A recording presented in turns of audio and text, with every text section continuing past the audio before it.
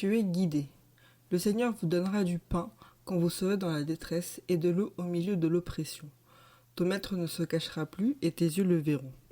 Tes oreilles entendront dire derrière toi, voici le chemin à prendre, marchez-y, quand vous irez à droite ou quand vous irez à gauche. Salut à toi, je suis Cynthia et je te souhaite la bienvenue sur MIC, Mon Identité en Christ, le podcast qui te rappelle ton identité en Christ. Bonne écoute et sois béni.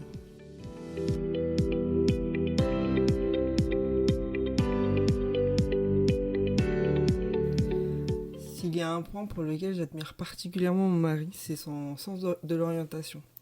Tu lui montres un chemin qu'il ne connaissait pas et il va très vite le retenir et ne plus utiliser le GPS. Alors que moi, c'est pas du tout ça. Quand mon fils était chez la nounou, j'y allais tous les jours, mais pendant 3 mois, j'utilisais le GPS pour être sûre de ne pas me tromper. Et puis quand je commençais à avoir confiance en mon sens d'orientation et à ma capacité de me souvenir du trajet, je regardais de moins en moins le GPS. Mais je le laissais quand même allumé, hein. J'étais pas folle. Mais je savais que si je me trompais de sortie ou autre, je savais qu'au dernier recours, mon GPS n'était pas loin. J'étais rassurée de savoir que je n'étais pas totalement perdue. Et je sais pas si toi aussi t'aimes te sentir rassurée, savoir où tu es, où tu vas, ou comment tu fais pour passer d'un endroit A à un endroit B, ou savoir tout simplement comment atteindre un objectif. C'est cool quand même d'avoir des informations importantes comme ça, pour pas être perdu. Mais pourtant dans la vie, il y a des moments où tu sais pas forcément. Il y a beaucoup trop d'incertitudes et beaucoup de situations qui peuvent te faire sentir perdu sans vraiment de repères. Par exemple, tu peux être perdu face à une dure décision à prendre, ou quand malheureusement tu perds quelqu'un que tu considérais comme un bon modèle, ou simplement parce qu'on te dit « va là-bas, fais ci, fais ça », mais que t'as pas d'autres indications ou de précision. Qu'est-ce que tu es censé faire ? Tu n'as pas trop le choix que d'avancer. Et soit tu es confiant et tu t'appuies sur tes propres connaissances et tes propres capacités, soit tu utilises ton GPS pour être sûr d'être sur la bonne voie.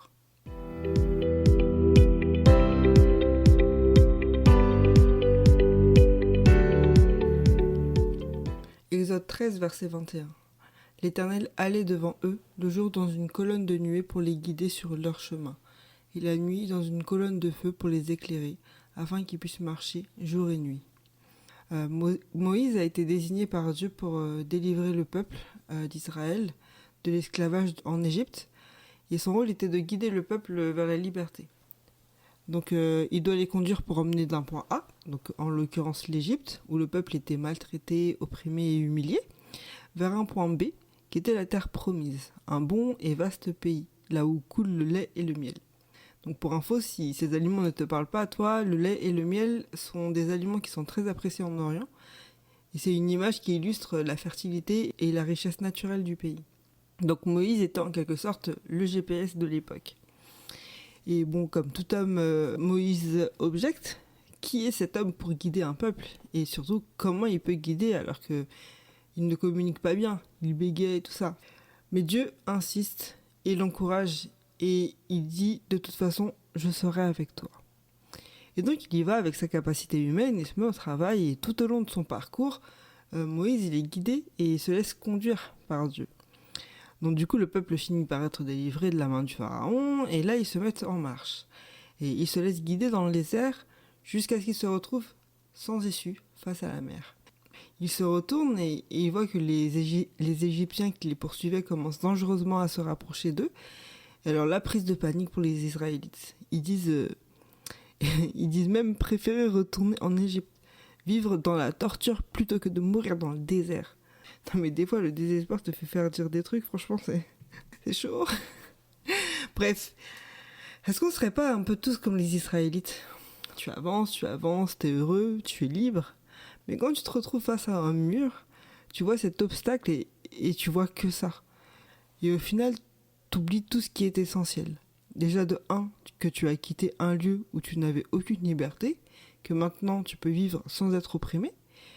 Et de 2, tu oublies surtout que celui qui t'a guidé dans les moments de joie, de liberté, peut très bien être là quand tu as besoin, quand tu as l'impression que ça ne va pas. Donc en gros, ça veut dire que tu limites ton guide, Alors qu'en réalité, ce sont tes propres limites. Ce sont tes propres yeux qui voient ce mur. Tu es au pied de ce mur et tu ne vois que ça. Alors que Dieu, lui, il voit au-delà. Il voit ce qu'il y a de l'autre côté, il voit ce qu'il y a autour, il voit d'autres itinéraires et il va te les proposer. Ou sinon, encore mieux, il te propose des solutions, comme par exemple abattre le mur, passer à travers ce mur. C'est le Dieu de l'impossible, alors pourquoi pas? Est-ce qu'il n'a pas demandé à Moïse de lever les bras pour que la mer se fonde en deux? Dieu sait très bien ce qu'il fait. D'ailleurs, tu peux lire dans la Bible sa stratégie et pourquoi il a fait ce choix d'emmener son peuple dans ce désert. Donc, ne panique pas, ne crains rien et aie confiance en Dieu. Tu es accompagné et guidé. Parce que oui, Dieu a tracé un chemin d'avance pour toi. Et peut-être que cet obstacle sur ton chemin fait partie du plan de Dieu. Et moi, je veux vraiment t'encourager à te laisser guider. Laisse-toi conduire par Dieu. Ne commence pas à vouloir prendre cette habitude de tout faire par toi-même parce que quand tu vas te retrouver face à une situation que tu n'avais pas prévue, tu vas vite découvrir qu'au final, tes capacités sont très limitées et que tu ferais mieux de suivre le chemin qui est tracé pour toi avec l'aide de celui qui l'a tracé.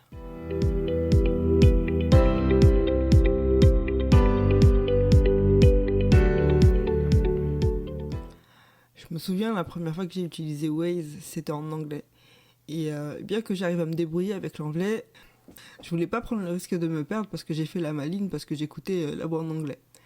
Du coup, quand j'ai voulu changer de langue, quelle était ma surprise quand j'ai vu qu'il y avait plusieurs voix disponibles en français. Et c'est là que tu te dis que quand tu vas aller d'un endroit à l'autre, le GPS que tu utilises peut utiliser plusieurs voies pour la même chose, pour t'indiquer n'importe quel itinéraire. Et donc la question que je te pose aujourd'hui, c'est pour être guidé, quelle voie tu veux écouter? Qu'est-ce que tu choisis? J'appellerais pas ce projet la voix du bon berger si je ne t'encourageais pas à écouter la voix de Dieu pour te guider. Sois en communion avec Dieu. Entretiens une relation intime et profonde avec lui. Parle-lui, pose-lui tes questions, exprime tes désirs, demande la direction à prendre. Consulte-le comme si tu consultais Waze ou Google. Et ce qui est génial avec Dieu, c'est qu'il n'est pas limité à connaître juste un itinéraire, un trajet. Il voit tous les aspects de ta vie. Et c'est pour ça qu'il se tient près de toi, prêt à répondre à toutes tes demandes de tous les aspects de ta vie. Tu n'es pas seul quand tu traverses ces moments de confusion. La prière est un moyen de communication avec Dieu et comme quand tu parles avec quelqu'un, en fait, tu connais sa voix. Et donc, en parlant tout le temps avec Dieu, tu finiras aussi par reconnaître sa voix. Dans Psaume 119, verset 105, il est marqué « Ta parole est une lampe à mes pieds et une lumière sur mon sentier ».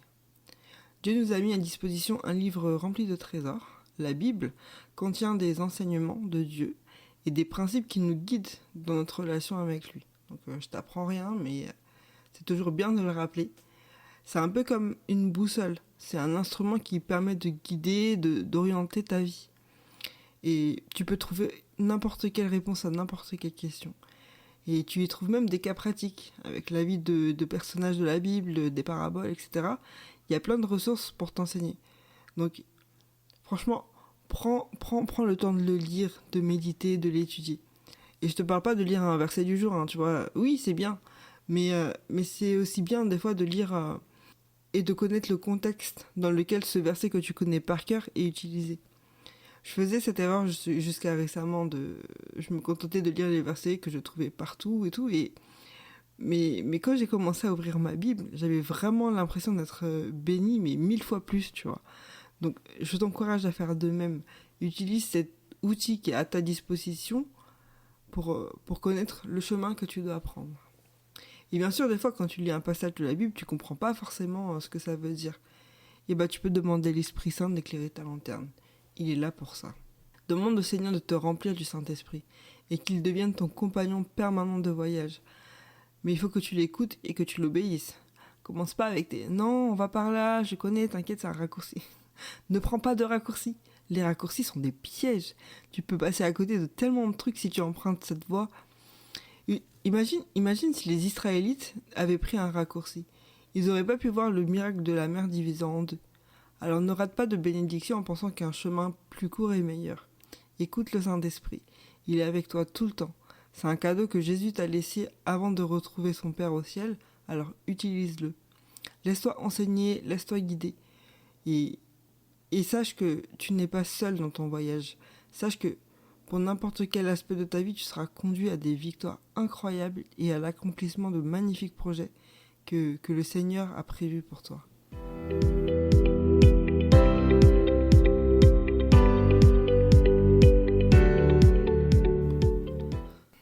Il n'est pas toujours facile de faire confiance au plan de Dieu, surtout si tu rencontres des obstacles ou que ta vie prend des tournants inattendus. Mais la Bible dit que les voies de Dieu sont plus élevées que les nôtres et qu'il sait ce qu'il est de mieux pour nous. En lui confiant tes soucis, tes peurs, tu peux trouver la paix en sachant qu'il te conduit vers une vie remplie d'espoir et de bonheur. Rappelle-toi toujours que même si le sentiment d'être perdu fait malheureusement partie de la vie, ça ne veut pas dire que tu es seul ou abandonné. En prenant Dieu comme guide et en recherchant sa sagesse, tu peux trouver une direction, un but et une foi inébranlable.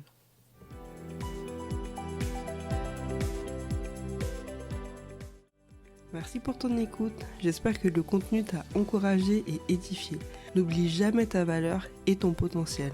Je te donne rendez-vous au prochain podcast pour savoir ce que Dieu dit de toi. Si tu veux me soutenir, aime ce podcast et n'hésite pas à me suivre pour être le premier à découvrir chaque épisode. Sois béni et sois une source de bénédiction en partageant ce podcast. À bientôt!